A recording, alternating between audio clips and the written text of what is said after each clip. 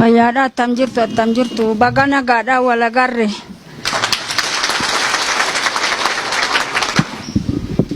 Waamicha manuu godhame kanatti kabajuma isaanii sadu'ee badee lafti isaa wallaalame sasaan baasaniif akka didaatti galgaluma dhageen ganamuma dhufe na kabajuu isaaniitiif waaqa isaan kabajuu hamma kanaan dhufe wal ergu kootiifis guddaan gammada. Kaleessa makiinaan karaa bulee ambootti cabeechi nu bushee raafna yoonne baay'ee dhibbataa turre irra dhumnee sitti gallee waaqa wal nu agarsiiseef galanni guddaan haa ta'u.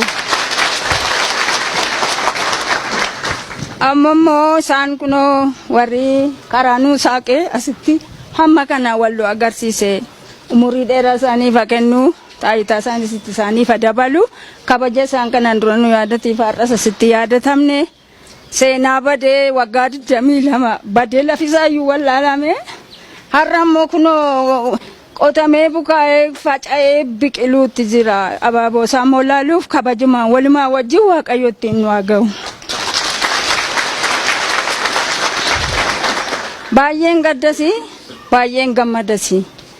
gaddi koo mucaa koo dhabuu kooti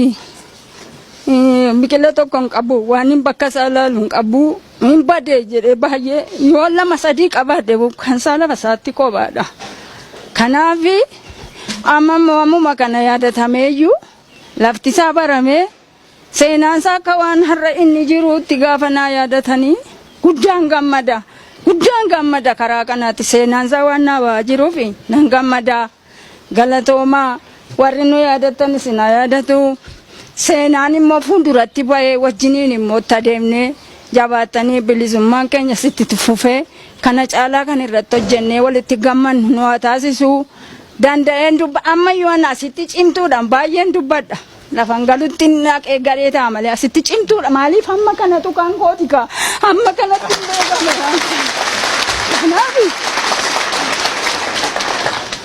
jiraan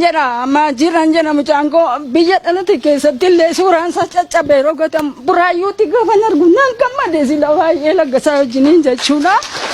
Kanaaf waaqayyo nu haa gargaaru sinis haa gargaaru baay'een dubbadhu waaqayyo isa calqabe nuuf haa raawwatu bilisummaan keenyatti hafuufu nagaa nuuf haa kennu.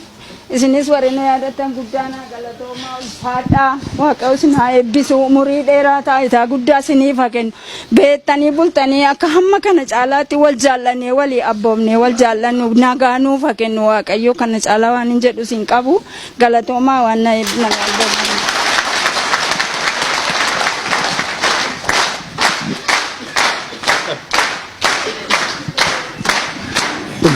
ulfaadhaa maatii wareegamtootaa guddaa galateeffannaa kanaan dura namooti kanaan dura nu wajjiniin turtan yeroo simannaa sanallee kan turtan yaadattu maatii wareegamtootaatii fi miseensota keenyas deeggartoota keenyas Oromoo keessaa kan qaami hir'atan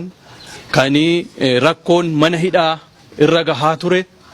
torture survivors jennee guyyaa tokko qopheessuudhaaf dhamahaa dadhabaa turre. Bakka hoogganooti dhufanii arganii kitimaa isaan qabsoo kanaaf godhan itti yaadataniif guyyaa isaan itti yaadatan qopheessuudhaaf Oromiyaa maraarraa torture survivors jenne kana waamuudhaaf guddoo hojjennee turre. Galma bakka hedduu gaafannee bakka 4-5 gaafannee guyyaa 4-5 gaafannee sana hundumaa galma argachuu hin dandeenye. Sanaaniti wareegamtoota keenyaatii fi gootota keenya mana hidhaatti rakkataa fi dararamaa turan guyyaa tokko qopheessinee isaan yaadachuu dadhabne jechuudha. Kanaan irra dhufnee adda nageenye ammaan tana garuu namootuma 4-5 tokko yaadannoodhaaf dhufanii asittis mul'atanii haa dubbataniif malee kan wareegamanii fi uummata Oromoof jecha kan dararaman mana hidhaatti harki cite miilli cite hagam akka inni baay'atu hin beektan. Kanaaf bakka deddeebitanitti hojii dhaabaa bakka hojjettanitti adda bilisummaa Oromoo jarreen kana irraanfatee osoo hin taane haala